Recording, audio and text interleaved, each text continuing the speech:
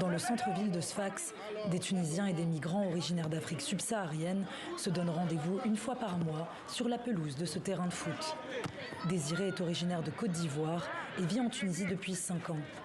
Il vient d'obtenir sa licence d'informatique à l'université de Sfax. Désiré espère que cette Coupe d'Afrique des Nations soit l'occasion d'apaiser les tensions intercommunautaires en Tunisie. En tant qu'Ivoirien et pays organisateur de cette très belle CAN, mes sentiments, c'est d'abord, je suis un peu triste parce que je suis loin de ma famille, je suis loin de mon pays, voilà. De l'autre côté, je suis très fier, je suis très content parce que c'est mon pays qui organise.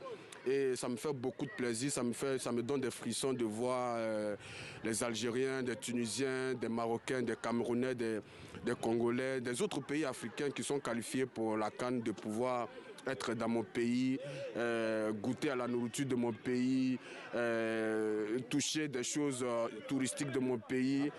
Cette CAN qui est baptisée la CAN de l'hospitalité. Parmi les Tunisiens qui répondent présents lors de ces rencontres sportives, il y a Oussama Reidi, un artisan de la médina de Sfax.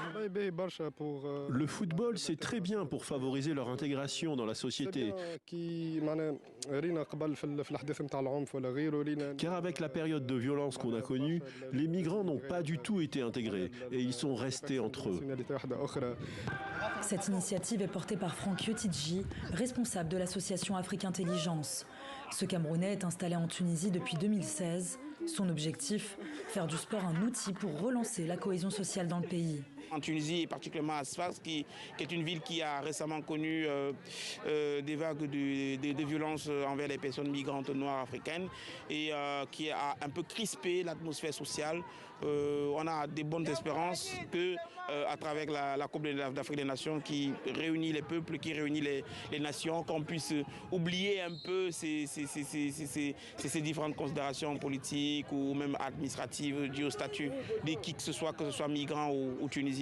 Le football, un moment de répit, dans un contexte où la cohabitation entre les habitants et les migrants reste difficile dans la ville de Sfax, principal point de départ de l'immigration clandestine vers l'Europe.